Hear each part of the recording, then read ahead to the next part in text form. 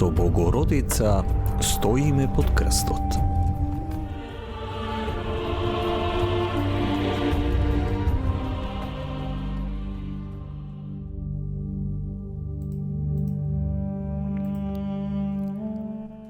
Агонија во градината.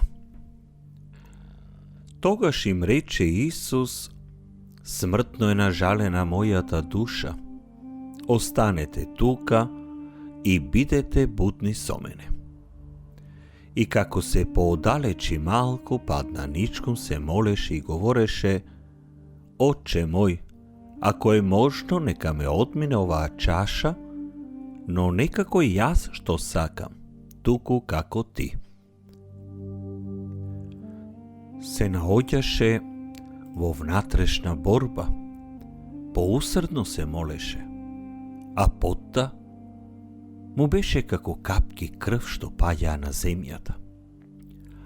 Агонијата што ја претрпе Исус додека се молеше во Гециманската градина беше надмината со бруталното постапување и со распнувањето што го претрпе следниот ден. Тој четврток вечер, откако го сподели дарот на своето тело и крв со апостолите, излезе да се помоли. Додека се молеше, падна ничком пред Небесниот Отец и ја прифати чашата што му беше дадена да пие.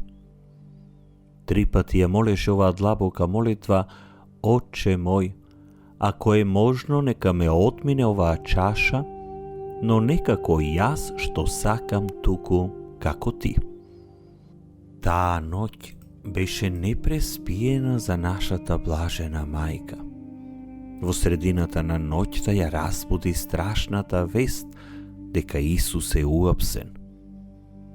Таа на брзина отиде на местото каде што го испрашуваа пред Кајафа и целиот Синедрион, гледајќи оддалеку со другите свети жени.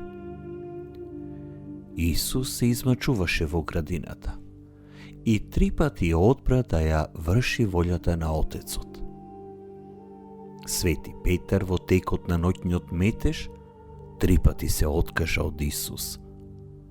Нашата блажена мајка во текот на таа ноќ во своето тивко присуство го соедини својот ум и срце со маката на нејзиниот син и со неговото доброволно прифаќање на неговиот крст. Ова беше неговиот час. Ова беше часот во кој Исус требаше да му даде најголема слава на Небесниот Отец. А исто така беше и часот на нашата блажена мајка. Таа била повикана слободно да го понуди својот син во рацете на злите луѓе. Како што се приближуваше тој час, на Свети Петар и на другите апостоли им недостигаше верност и посветеност.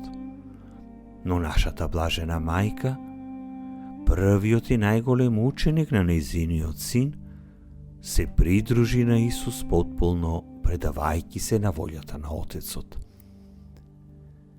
На Велики петок, додека нашата мајка стоеше пред крстот на нејзиниот син, таа ќе продолжи да се моли на начин на кој Исус се молеше во градината претходната ноќ. Отче, но не како јас што сакам, туку како ти што сакаш. Ова исто така мора да биде најцентралната молитва во нашите животи секој ден. Размислете денес за хаосот и збрката што започна таа ноќ со апсењето на Исус. Размислете исто така на моментите на хаос и конфузија во вашиот живот. Кога ќе го почувствувате товарот на различните крстови во вашиот живот, постои само еден начин правилно да ги прегрнете. Мора да се соедините со Исусовата молитва во градината, која исто така беше совршена молитва на нашата блажена мајка. придружете им се во оваа молитва на совршено предавање. Најдрага мајко моја, со тага гледаше како твојот син беше уапсен и се однесуваа со него со голема суровост. Сепак, твојата единствена молитва беше молитвата што ја молеше твојот син во Гецеманската градина. Отче, не како што сакам јас, туку како што сакаш ти. Агонијата на Исус беше твоја агонија и неговото предавање беше твое предавање. Моли се за мене, драга мајко, да ти се придружам на тебе и твојот син во молитва, додека се мачам во овој живот, додека се соочувам со суровоста на светот. Молете се за мене јас секојдневно да избирам волјата на Отецот во се. Никогаш да не се предавам на очајот и никогаш да не се колебам во моето предавање. Мој Господи, избирам да останам буден со Тебе и да Ти бидам секогаш верен. Дај ми ја благодатта што ми е потребна за да живеам потполно препуштена волјата на Отецот и на Твојата пресвета волја. Пресвета Богородице, моли се за нас. Исусе, верувам во Тебе.